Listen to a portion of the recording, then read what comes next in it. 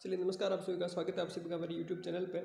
आज हम बहुत ही बेहतरीन टॉपिक पढ़ने जा रहे हैं। मैनेजमेंट का chapter number human relation and organisation है।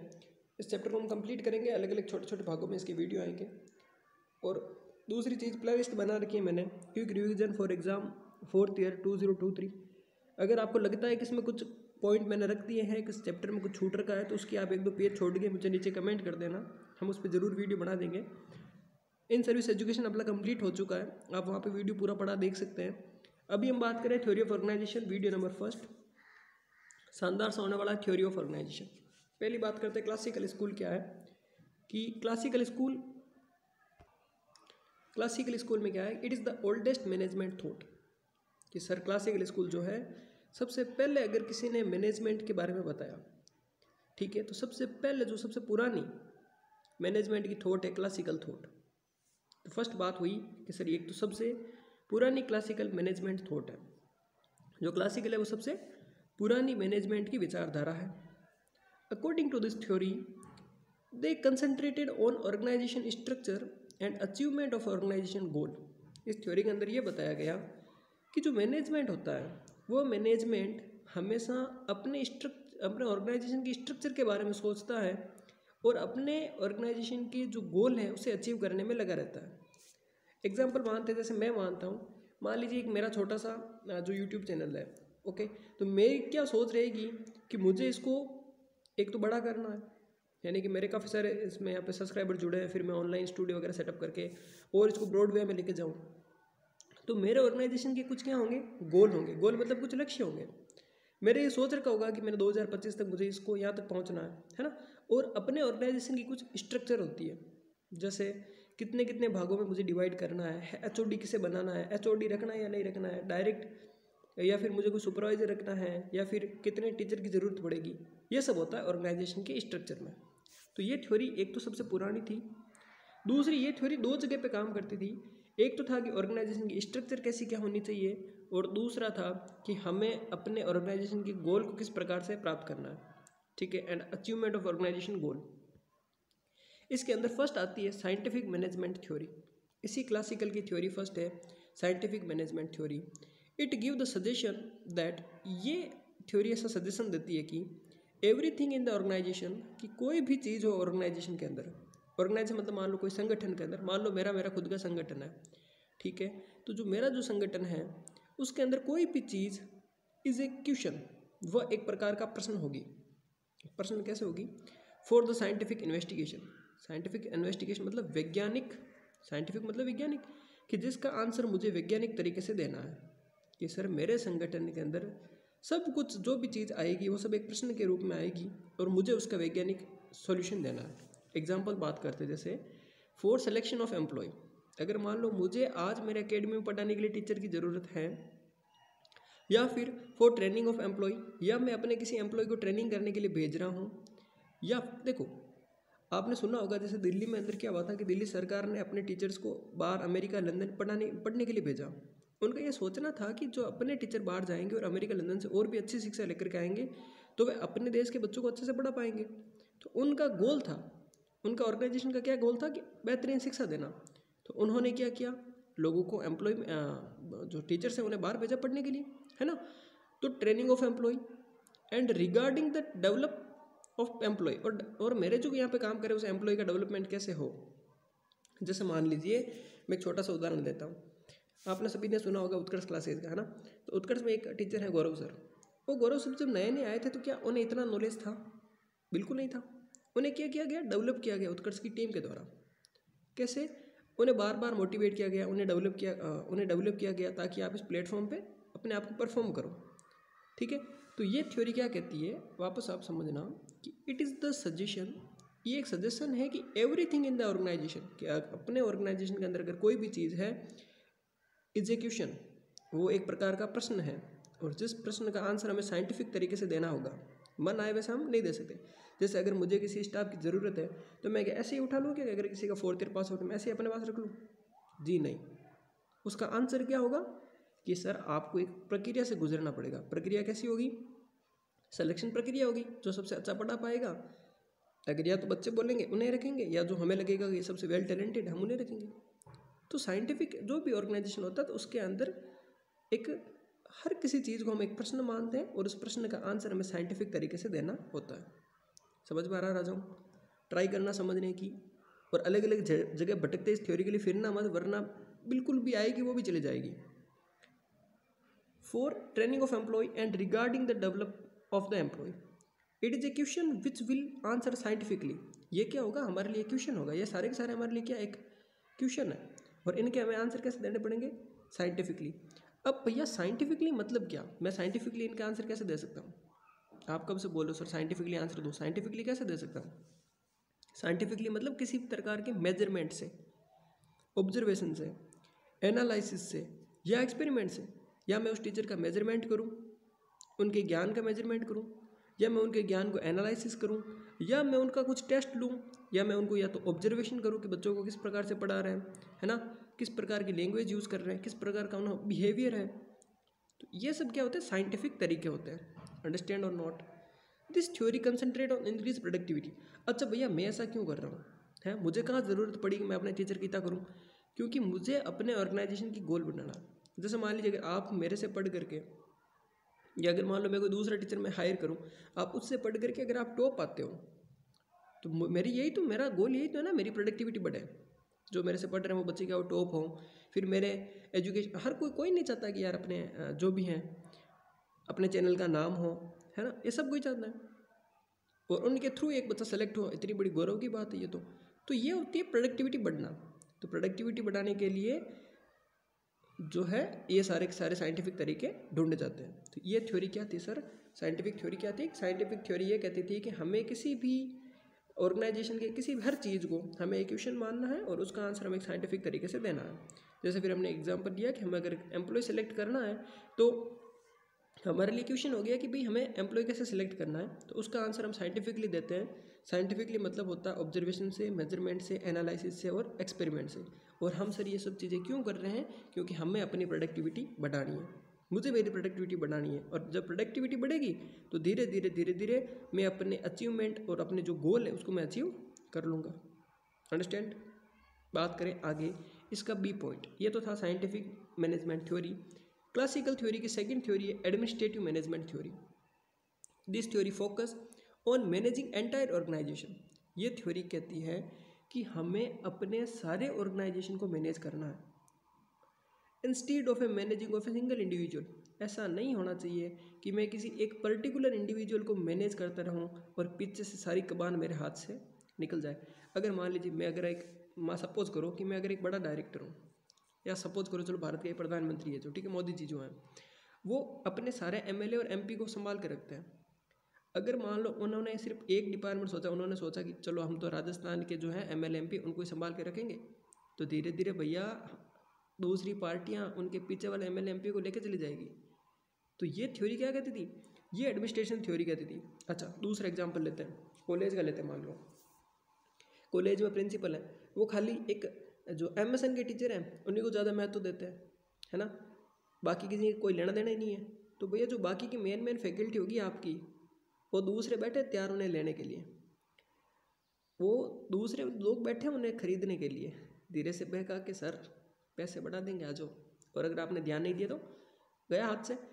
तो ये थ्योरी कहती थी कि हमें अपने ऑर्गेनाइजेशन को, सारे ऑर्गेनाइजेशन को मैनेज करना होगा, न कि किसी एक पर्टिकुलर इंडिविजुअल को मैनेज करने लग जाए, है ना। ठीक है, आपके क्लास में अंदर भी ऐसा ही होता है। क्या होता है? सब बच्चों को मैनेज करके चलते हैं। अगर कमज़ोर बच्चा है तो उसके लिए रुक के पढ़ाते हैं, और अगर मैं भी अगर आपको पढ़ा रहा हूँ तो मैं सब तरीके से पढ़ा रहा हूँ। कभी स्पीड फास्ट कर रही, कभी धीरे चल रही, किसी लाइन को मैं 4 बार समझा रहा हूँ, ताकि अगर होशियार एक बार में समझ गया कोई नहीं, वो आगे ले लेगा चैनल को। पर अगर किसी को समझ में नहीं आ रहा है तो वो बिल्कुल समझेगा, क्योंकि मेरे लिए हर एक बच्चा यहाँ पे क्या महत्वपूर्ण है। तो मैं भी क्या कर रहा हूँ, अपने सारे ऑर्गेनाइजेशन को मैनेज करके चल रहा हूँ, ना कि किसी एक पर्टिकुलर बच्चे पे। ठीक है, according to this management is a process getting thing done by the people through the people. इसके अंदर क्या होता है कि इस मैनेजमेंट की प्रोसेस के अंदर क्या होता है कि जो भी गेटिंग थिंग्स, मतलब जो भी चीज़ हमें प्राप्त होती है वो लोगों के द्वारा होगी, और लोगों के द्वारा और लोगों के जरिए प्राप्त होगी। अगर मान लीजिए मैंने अपने सारे स्टाफ को एक समान समझा, मैंने उन सबको एक समान महत्व दिया, मैंने उन सबको एक मैनेज करके रखा, तो वो मेरे हाथ से दूर नहीं जाएंगे। और जब दूर नहीं जाते हैं तो वो मेरा क्या करेंगे। अगर चलो इसका एक एग्जाम्पल लेते हैं, ठीक है, एग्जाम्पल मैंने दिया अभी यहाँ कि in the community to achieve health of community people, अगर एक समुदाय है और समुदाय के लोगों की आप अच्छी हेल्थ चाहते हो, उनके हेल्थ में इंप्रूवमेंट करना चाहते हो, तो इसमें क्या जरूरी है, the nursing use the technique to achieve the health by the participant of community through the involvement people. इसमें क्या होगा, बाई द पीपल और थ्रू द पीपल, लोग इन्वॉल्वमेंट होंगे, लोगों के इन्वॉल्वमेंट के जरिए और लोगों के द्वारा ही उनकी हेल्थ मिलेगी। आप चले गए, लोग आए नहीं, तो क्या आप हेल्थ उनकी सर्विस इंप्रूव होगी, नहीं हो पाएगी। तो इसमें क्या होता है, इस थ्योरी के अंदर और क्या हो रहा था सर, इस थ्योरी में ऐसा हो रहा था कि एक तो ये थ्योरी फोकस करती थी सारे के सारे ऑर्गेनाइजेशन को मैनेज करने में, न कि एक पर्टिकुलर व्यक्ति के। और दूसरा, इस थ्योरी के अनुसार getting things done by the people and through the people, इसके अंदर जो भी काम हो रहा था वो सब के सब डिपार्टमेंट के छोटे से लेकर के बड़े सभी व्यक्तियों के द्वारा मिलकर के हो रहा था और उनके जरिए हो रहा था। समझ में आया कि नहीं आया, आ गया। नेक्स्ट बात करते हैं ब्यूरोक्रेटिक, इसका थर्ड पार्ट है ब्यूरोक्रेटिक थ्योरी। जब तक आप साथ साथ में लिखोगे नहीं तब तक आपको समझ में बिल्कुल नहीं आएगा, अंडरस्टैंड। और ये सोच लो कि मैंने आपको कितना बड़ा सार दिया है, ये सोचो कि मुझे समझने में इसको कितना टाइम लगा होगा, क्योंकि मैं भी भैया ऑलराउंडर, सब के सब सब्जेक्ट आपको मैं दे रहा हूँ, है ना। तो सोचो मुझे भी, आप भी है ना ऐसा, एक बार में ऐसा नहीं कि मैं, बच्चे क्या करते हैं, एक चैनल पे बैठते हैं, फिर हाथों हाथ दूसरा चैनल ढूंढते हैं, फिर अलग सर्च करते हैं। हर किसी का अपने पढ़ाने का तरीका अलग है, हर किसी का अपने नोट्स बनाने का तरीका अलग है। अब ये अगर थ्योरियाँ बात की ना तो लगभग 15-20 थ्योरी है, क्योंकि ये जो मैनेजमेंट टॉपिक है लगभग अकाउंट से मिलता जुलता है। तो इकोनॉमिक्स वाले इसको इतना ब्रह्मांड के अंदर लेकर चले जाएंगे, फिर आपको हवा ही नहीं लगेगी, उड़ते ही फिरोगे फिर ऊपर आप कहीं पे। इसलिए शॉर्ट एंड स्वीट, आपको एग्जाम पार कराना है, हमें पता किस तरीके से एग्जाम पार होगा। जितना कंटेंट दे रहे हो उतना ही कंटेंट लिखना, जो एग्जाम्पल दे रहे हो कंटेंट एग्जाम्पल भी आपको लिखना है, अंडरस्टैंड और नॉट, समझ में आया। नेक्स्ट है द ब्यूरोक्रेटिक थ्योरी। और हाँ, अगर कुछ लगे कि भाई सर ने कुछ छुड़ा दिया तो बिल्कुल कमेंट करो, हम उसका प्रत्युत्तर जरूर देंगे, ठीक है। नेक्स्ट है bureaucratic theory. Sir bureaucratic theory क्या होती है, bureaucracy means certain characteristic of organization, कि किसी भी संस्था की कुछ कुछ विशेषताएं होती है, कुछ कुछ विशेषताएं होती है। जैसे ब्यूरोक्रेटिक थ्योरी मतलब हर किसी संस्था की अपनी एक विशेषता होती है। जैसे assign of activities to individual as a fix duty, कोई कोई ऑर्गेनाइजेशन क्या करते हैं, assignment of activity to individual as a fix duties, कि भाई किसी आदमी को मैंने बोला, जैसे मान लीजिए मेरी एक कोचिंग संस्था है और मैंने एक आदमी को असाइन कर दिया कि भैया आपको तो पूरी की पूरी न्यूट्रिशन आप ही को पढ़ानी है। दूसरे को बोला कि भाई आपको तो MSN पढ़ानी है।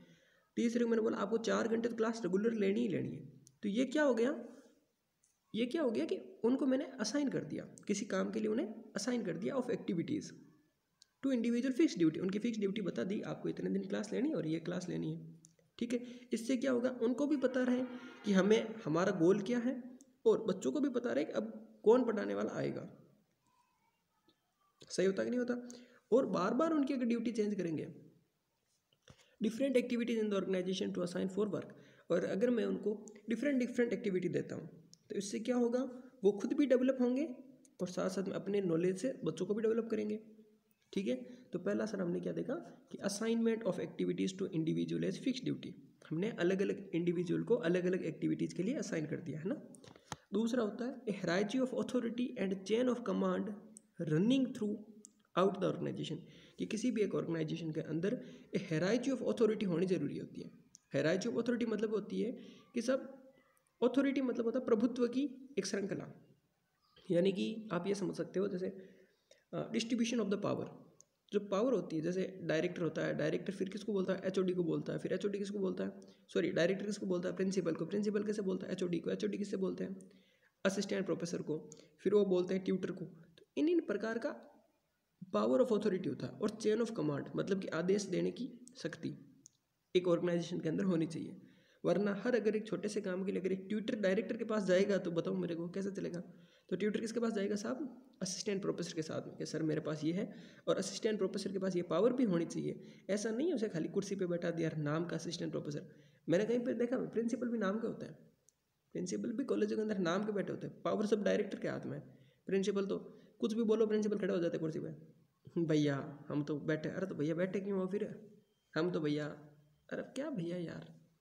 तो ये जो सिस्टम होता है, उस ऑर्गेनाइजेशन होता है, उस ऑर्गेनाइजेशन के अंदर क्या होना चाहिए, एक डिस्ट्रीब्यूशन ऑफ सेटिंग से पावर होना चाहिए, ताकि हर अगर लोअर आदमी उससे अपर वाले से क्या कर सके। इसीलिए तो बनाए गए, वरना बनाते क्यों है। प्रिंसिपल इसीलिए बनाया जाता है कि ताकि बच्चों की प्रॉब्लम कौन सुले टीचर, टीचर की प्रॉब्लम कौन सुले प्रिंसिपल। अंडरस्टैंड और नॉट। आपने भी देखा होगा, कुछ कुछ बच्चे हंस भी रहे होंगे, मुझे पता है, वीडियो देखे हंस रहे होंगे ना। हमारे भी कॉलेज के अंदर ऐसे हमने देखा। होता क्या सीन बताऊँ आपको, चलो मज़ेदार सीन।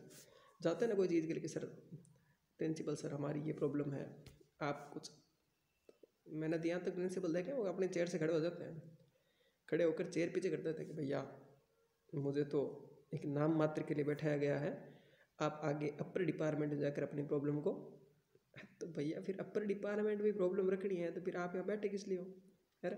और अपर वाले के पास जाते तो उन्होंने वे क्या बोलते हैं, ये काम हमारा थोड़ी है, ये काम तो आपके प्रिंसिपल का है, प्रिंसिपल के पास जाइए। कहने का मतलब होता है कि ब्यूरोक्रेटिक थ्योरी ये कहती है कि जो पावर्स हैं, जो अथॉरिटी है, जो चेन ऑफ कमांड है, उनका जो है सत्ता का विकेंद्रीकरण सही ढंग से होना चाहिए। अंडरस्टैंड और not. The distribution of the power to the higher to the lower. Administration through well defined rules. और जो एडमिनिस्ट्रेशन होगा, जो भी एडमिनिस्ट्रेशन किसी भी संस्था का होगा, उसमें वेल डिफाइंड रूल्स होने चाहिए। And what to do, what to not do, written rules. ये भी होना चाहिए कि आपको क्या काम करने हैं, क्या काम नहीं करने हैं, क्या हमारे नियम हैं, क्या नियम नहीं है।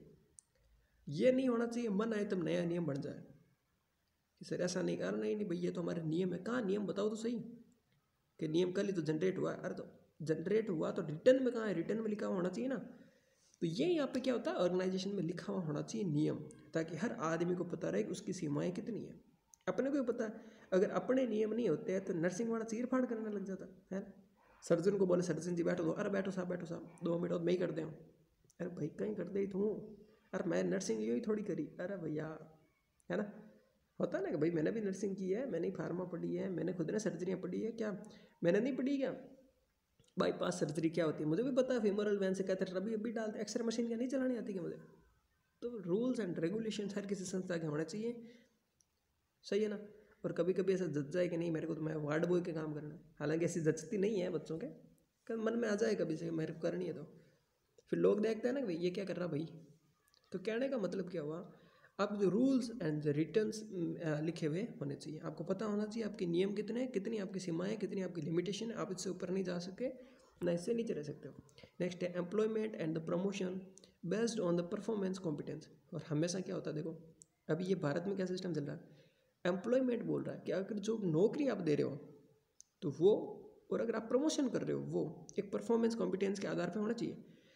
इसके थ्रू होनी चाहिए प्रमोशन की आदमी कितना काम कर रहा है, आदमी ने परफॉर्म कितना किया है। ये नहीं आजकल क्या होता है ना, परफॉर्मेंस की बात अगर जब करें तो इन बातों को सुन करके मेरे तो अंदर के भाव जाग जाते हैं। अभी क्या परफॉर्मेंस, अभी क्या चल रहा है यहाँ पे, अपने यहाँ पे सिस्टम चलता है, प्रिंसिपल साहब है, अभी पता है साहब वो प्रिंसिपल साहब है, तो अब वो क्या करेंगे, जो वाइस प्रिंसिपल और जो मेन होता है ना टीचर कॉलेज के अंदर, वो क्या करते हैं, प्रिंसिपल साहब के कानों में चुगलियाँ करते हैं। सर इसने आपके बारे में यूँ बोला, सर इसने आपके बारे में इस, सर मैडम इसने बोला, सर इस मैम ने ऐसा बोला, उस सर ने ऐसा बोला, उस बच्चे ने आपके बारे में ऐसा बोला, इस बच्चे ने ऐसा बोला, सर मैंने तो आपकी ऐसे तारीफ की, वैसा हुआ ये हुआ। अब वो प्रिंसिपल के दिमाग में वो आदमी, हाँ भाई तू ही है मेरा वफादार तो है, अब पता है ना आपको वफादार तो, समझ रहे हो। तो वो क्या करता है फिर प्रिंसिपल अपने डायरेक्टर के पास जब भी जाता है ना, बोलता है कि ये मेरे वाइस प्रिंसिपल सर ये ऐसे हैं उनकी तारीफ करता रहता है। और वाइस प्रिंसिपल ऐसा क्यों करा, पता है कि थोड़े दिनों बाद में प्रिंसिपल मुझे ही बनाएंगे। यह नहीं हो कि भाई, और पीछे भले ही अपने डिपार्टमेंट में भले ही पीछे PhD करे हुए बैठे रहेंगे ना कि भाई उनके तो परफॉर्मेंस उनकी शानदार है, पढ़ाने में शानदार है, सारे बच्चे उनके फैन हैं, कभी उनको प्रिंसिपल नहीं बनाएंगे। बेचारे वो मुंह देखते रहते हैं। क्यों, क्योंकि यहाँ पे promotion are not based on the performance competence, ये the promotion are based on the, कैसे कान भरो प्रमोशन पाओ, है ना, वफादार बनो। समझ रहे हो बच्चों। नेक्स्ट बात करो, थ्योरी आपको इजी लगनी चाहिए, मेरा मेन मकसद यही है ना। थ्योरी आपको समझ में आना चाहिए, वरना आप ट्राई कर लेना थ्योरी बुक की लैंग्वेज से पढ़ करके या किसी और से पढ़ करके, अगर आपको समझ में आ जाए तो आप मुझे भी बताना। Decision making is based on rational and objective criteria, not रफली। कि जितने भी ऑर्गेनाइजेशन के अंदर वो होते हैं डिसीजंस, वो सब के सब रेशनल तरीके से होने चाहिए। रेशनल मतलब जिनका कोई तर्क होना चाहिए, नॉट बेस्ड ऑन रफली, ऐसे ही नहीं होना चाहिए। और वह डिसीजन आपके होने चाहिए जो आपके जो सिस्टम है उसके ऑब्जेक्टिव जो था, जिसका एम जो था, जो अचीवमेंट था, जो गोल था, वो गोल को कंप्लीट करें। जैसे कैसे बेटा, समझ गए ये लाइन तो क्या समझो मैं भी। अब डिसीजन कैसा होना चाहिए, जैसे मान लीजिए कोई भी काम के लिए आप गए, सर का प्रिय स्टूडेंट जब जाता है ना कि सर ये मेरा काम नहीं हुआ है, तो कारण भी नहीं पूछना है, अच्छा नहीं हुआ तो कोई नहीं बेटा, अब जो सड़े के समोसा लेके आएगा, चाय पकड़ाएगा उन्हें ला ला के, उनको कभी कुछ नहीं बोलते। और भले कितना इंटेलिजेंट हो, उनके नंबर बिल्कुल काट लेते हैं। क्यों यार भाई, तो ऐसे थोड़ी लिखते हैं, तुझे पता नहीं यूनिवर्सिटी के रूल्स बहुत रूल्स होते हैं उनके, कभी दिया नहीं कि एग्जाम तूने, ऐसे थोड़ी नंबर मिलते हैं, ऐसे 82 में से सबको ही लेके आ जाएंगे। अरे सर फिर क्या होता है ना। तो कहने का मतलब जो डिसीजन वो लेते हैं उनका कोई रेशनल नहीं होता, कोई तर्क नहीं होता। कोई भी काम आप पूछो जाके, कभी कभी पूछो जाके प्रिंसिपल को, कोई को कुछ ऐसे मेरे को देखने को मिलते हैं हर कॉलेजों के अंदर जो सही ढंग से आंसर देते हैं, बाकी वालों को पता ही नहीं है, हवाई के नियम भी पता नहीं है, मन आए वो नियम ठोक रहे हैं यहाँ पे। तो वो क्या होता है, जो डिसीजन मेकिंग होता है वो ऑब्जेक्टिव के गोल से हट जाता है, वो कहता है मन मर्जी का वो हो जाता है फिर। और दूसरा, fixed salary based on status, उन लोगों को जो ऑर्गेनाइजेशन के अंदर काम कर रहे हैं उन लोगों को सैलरी है वो भी क्या देनी चाहिए, फिक्स्ड बेस पे देनी चाहिए। मतलब कि सैलरी जितनी होनी चाहिए उतनी, अभी क्या सिस्टम चल रहा है आपको पता है, ऐसा सिस्टम चल रहा है, सब सिस्टम की धज्जियाँ उड़ा दी। बताते हैं 20,000 देते हैं, बेचारे के खाते में बाहर ही डालते हैं और मेंशन सब कागजों पे होता 20,000 रुपये। और कभी कभी तो मैंने यहाँ तक सुना है कि सालों को 20 डाल के बोलते हैं वापस लिया, हाँ 8 वापस लेके आ जा। तो सैलरी कैसे होनी चाहिए, फिक्स्ड बेस ऑन स्टेटस, जो स्टेटस है आदमी का। तो प्रिंसिपल है उसके अगर ज़्यादा सैलरी, अगर एचओडी है तो उसकी ज़्यादा, उससे कम सैलरी थोड़ी सी, अगर असिस्टेंट प्रोफेसर है उससे थोड़ी सी कम सैलरी, ऐसा होना चाहिए, है ना। एंड गारंटेड पेंशन, और उन्हें पेंशन भी मिलनी चाहिए। And security for old age, और उन्हें बताया जाना चाहिए कि भाई आप जब बूढ़े हो जाओगे, जब आपके हाथ पैर काम नहीं करेंगे, तो भी हम आपको थोड़ा थोड़ा पैसा तो बिल्कुल देंगे ही देंगे। ये विचारधाराएं थी बेटा किसकी, ब्यूरोक्रेटिक थ्योरी की, और ये हमने क्या पढ़ ली, न्यो क्लासिकल थ्योरी। आई थिंक आपको कोई भी प्रॉब्लम नहीं होगी। नेक्स्ट है सॉरी क्लासिकल थ्योरी पढ़ ली, अब हम बात कर रहे हैं neo classical theory, theory number 2। This theory tries to remove the deficiency of the classical theory.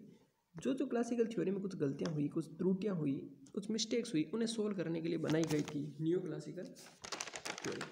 क्या था इसमें, it give a suggestion that, इसने ये सजेशन दिया कि improvement for the human relation in organization, कि हमें अपने जो ऑर्गेनाइजेशन है उसमें ह्यूमन रिलेशन को इम्प्रूव करना चाहिए। भाई ये थोड़ी है कि आप कब से इतनी देर से बातें कर रहे हो, ठीक है मान लिया, ह्यूमन रिलेशन पे तो कुछ होना चाहिए। आदमी आ रहा है बोर फील हो रहा है, अगर आदमी के साथ अच्छा व्यवहार नहीं हो रहा है तो क्या मतलब उस काम का। तो ये थ्योरी कहती थी कि ह्यूमन रिलेशन पे इसने जोर दिया, कहने का मतलब है new classical also got human relation.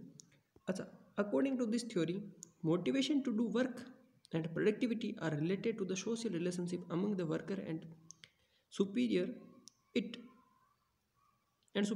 Is not related to physical condition of the work. इसने ये कहा कि अगर मोटिवेशन टू डू वर्क, कि अगर आप किसी आदमी को मोटिवेट करते हो काम करने के लिए, and productivity are related to the social relationship among the, कहते हैं कि अगर किसी आपने मोटिवेट किया किसी आदमी को और उसकी प्रोडक्टिविटी, किसी काम की प्रोडक्टिविटी बढ़ी, ठीक है, are related to the social relationship among the worker and superior, मतलब कि it is not related to the physical condition of the work. कहने का मतलब है अगर आपके काम की फिजिकल कंडीशन से कितनी ख़राब हो या कितनी सही हो, मान लीजिए आपको ऐसे काम दे दिया जाए जैसे आपकी 10 घंटे ड्यूटी हो, आपको बहुत ज़्यादा हार्ड वर्क करवाया जाता है, ठीक है, आपकी वहाँ पे मान सम्मान को थोड़ी हानि भी पहुँचती होगी। मान लीजिए आपको, या मान सम्मान की हानि छोड़ दो, आपको इतना कष्ट होता होगा, 8-10 घंटे आपको काम है, बैठने की भी आपको टाइम नहीं है, बट अगर उस जगह पे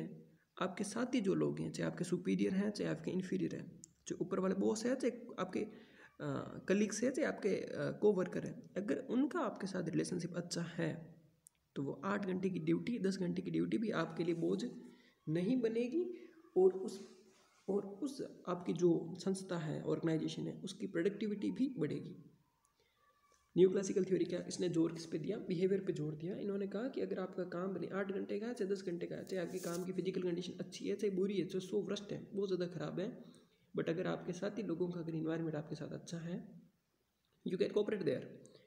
और भैया सपोज करो आप एक कॉलेज में जाते हो तो टीचर्स अच्छे नहीं हैं, बस में आप बस से मान लो 2-2 घंटे 3-3 घंटे का सफ़र तय करते हो, टीचर अच्छे नहीं है, पढ़ाई आपको समझ में आ नहीं रहा, फैमिली कंडीशन भी आपकी ख़राब है, इकोनॉमिक स्टेटस भी आपका ख़राब है, ठीक है, रोज़ किराया भी लग रहा है, टीचर्स टाइम पे आते नहीं है, पता नहीं क्या बोलते हैं वो भी समझ में आ नहीं रहा, ये सब कुछ आप आदमी सहन कर लेता है। और 8 घंटे आपको रोज़ जाना, 80% अटेंडेंस, सब कुछ सहन कर लिया, बट अगर वहाँ के आपके बच्चों का, आपके साथ वाले स्टूडेंट्स का, आपका फ्रेंड का वो सर्कल अच्छा है तो आपकी प्रोडक्टिविटी बढ़ेगी। मतलब आपका प्रोडक्टिविटी आपकी कौन होगी, फिर अटेंडेंस होगी, है ना। तो आप ज्ञान तो पता नहीं कैसे लेते होंगे, पर वहाँ जाओगे तो अटेंडेंस आपको ज़रूर लगेगी। तो आपका जो गोल है अटेंडेंस वो आपका कंप्लीट होगा कब, जब आपका वहाँ का इन्वायरमेंट अच्छा होगा। चलो भैया आगे देखते हैं बिहेवियर साइंस। नेक्स्ट है 3rd नंबर थ्योरी, बात करते हैं behaviour science. According to this, इस थ्योरी के अनुसार the manager should understand the human behaviour of worker. इसमें क्या होता है कि द मैनेजर भी समझता है और या मैनेजर को भी समझना चाहिए the behaviour of the worker, कि सर वर्कर के साथ ह्यूमन बिहेवियर कितना इंपॉर्टेंट है, how the worker are behaving, और किस प्रकार के वहाँ के लोग बिहेव कर रहे हैं। They should know the behaviour of worker, और उन्हें जो वहाँ पे काम कर रहे हैं लोगों का उनका बिहेवियर भी किसे पता होना चाहिए, मैनेजर को पता होना चाहिए। Behaviour science school focus on the increasing the productivity through the motivation and human relation. और जो बिहेवियर साइंस स्कूल है ये सोचती है कि हम अपने ऑर्गेनाइजेशन की प्रोडक्टिविटी कैसे बढ़ा सकते हैं, मोटिवेशन से और ह्यूमन रिलेशन से। मोटिवेशन क्या होते हैं, पानी में आग झोंक दो कुछ, है ना, भूल गया, दरिया तेरी खैर नहीं लहरों ने बगावत कर ली है, नादा न समझ बुझ दिल इनको, लहरों ने बगावत कर ली, हम परवाने मौत समा, मरने को किसको खौफ यहाँ, तेरे तलवार तुझे झुकना होगा, गर्दन ने बगावत कर ली। ऐसे ऐसे मोटिवेशन चीज़ें, ऐसी ऐसी मोटिवेशन चीज़ें दे रहे हैं ताकि वो बूस्टर डोज होता है। मोटिवेशन क्या होता है, हर कोचिंग का बूस्टर डोज है, इससे ही तो बच्चे आते हैं, वरना बच्चे कहाँ आते हैं। तो जो मोटिवेशन से और ह्यूमन रिलेशन से मानता है कि प्रोडक्टिविटी काम की बढ़ती है। Motivation, communication, leadership are the central part of the theory, और ये थ्योरी के सेंट्रल पार्ट है भाई मोटिवेशन। मान लीजिए अगर आपके सामने एक ऐसा टीचर है, उसकी पर्सनैलिटी अच्छी है और क्या वो मस्त मौला अंदाज है और इतनी अच्छी पॉजिटिव बातें करते हैं, जैसे आप देखो हर्षवर्धन जैन को, ठीक है, विवेक बिंद्रा को, उज्ज्वल पाटनी को, अपना सोनू शर्मा को, जो भी है ये सब जो मोटिवेशन स्पीकर देते भी हैं, पर्सनैलिटी देखो इनकी, कम्युनिकेशन बोलने की टेक्निक देखो, इनकी लीडरशिप स्टाइल देखो, लग रहा है ना कि।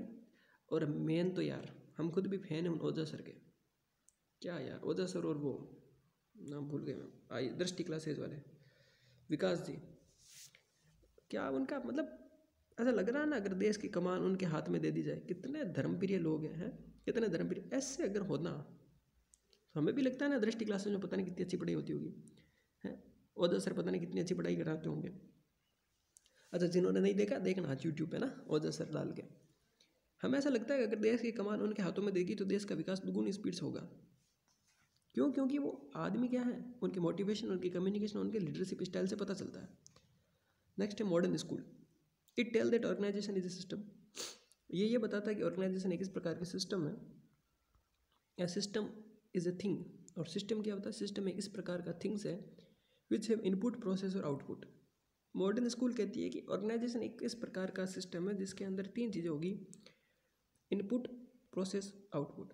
इनपुट मतलब डालना, प्रोसेस मतलब रन होना, आउटपुट मतलब बाहर आना। इनपुट मतलब होता है आप क्या चीज़ दोगे ऑर्गेनाइजेशन को, आपने मेन, मनी, मटेरियल। किसी ऑर्गेनाइजेशन को 3 चीज़ें चाहिए, आदमी, पैसा और सामान, वर्कर, फाइनेंस और मशीन। और ये सब काम अपना करेगी और काम करके आपको क्या देगी, सर्विस। सर्विस मतलब हो गया आपका आउटपुट, ठीक है। It is decentralize approach. ये कैसी अप्रोच होती है, डिसेंट्रलाइज अप्रोच है। In this lower level worker also participate in the decision making. इसके अंदर जो निचले वाले लोग हैं, जो लोअर लेवल वाले हैं, जो लोअर डिपार्टमेंट है, उनका भी योगदान रहता है, पार्टिसिपेशन रहता है किसमें, डिसीजन मेकिंग में। इसके 2 पार्ट हैं, फर्स्ट है सिस्टम थ्योरी और सेकंड है कंटीजेंसी थ्योरी। तो फर्स्ट है सिस्टम थ्योरी, किसका पार्ट है, मॉडर्न स्कूल का। According to this organisation is a open system. Organisation एक प्रकार का क्या है, ओपन सिस्टम है, which include interacting and interdepending parts, जिसके अंदर क्या होते हैं, इंटरेक्टिंग और इंटरडिपेंडिंग पार्ट्स होते हैं।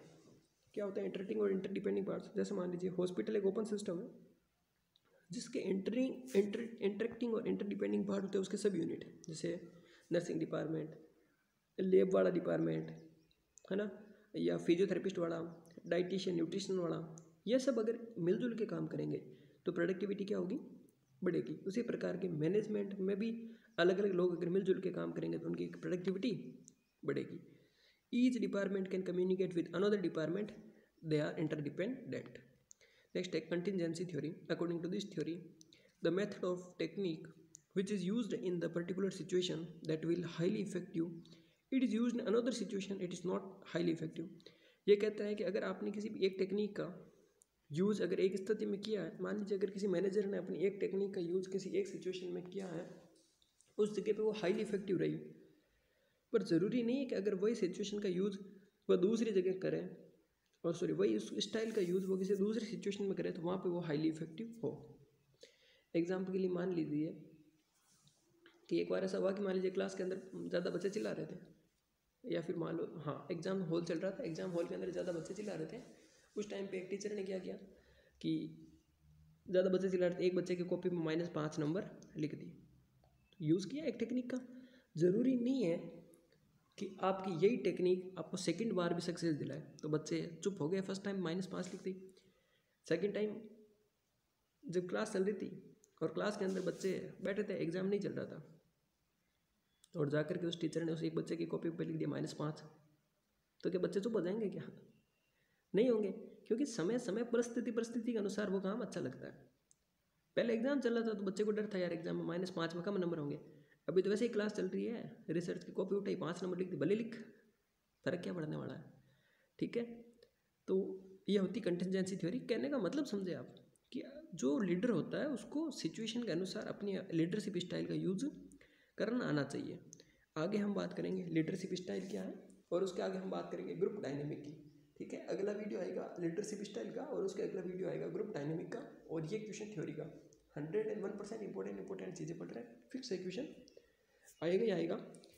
और दूसरी चीज़, नीचे टेलीग्राम का लिंक है, आप चैनल ज्वाइन करना। नोट्स के लिए आप मुझे 9636591860 पर मैसेज कर सकते हो। और दूसरी चीज़ कि अपने क्लासमेट है उनको भी ये वीडियो शेयर करो, क्योंकि मैं सबका समझता हूँ, क्योंकि मुझे पता है कि कितने बच्चे को मेहनत करनी पड़ती है नोट्स के लिए और कितनी मेहनत करनी पड़ती है ऐसा थ्योरी मिलने के लिए।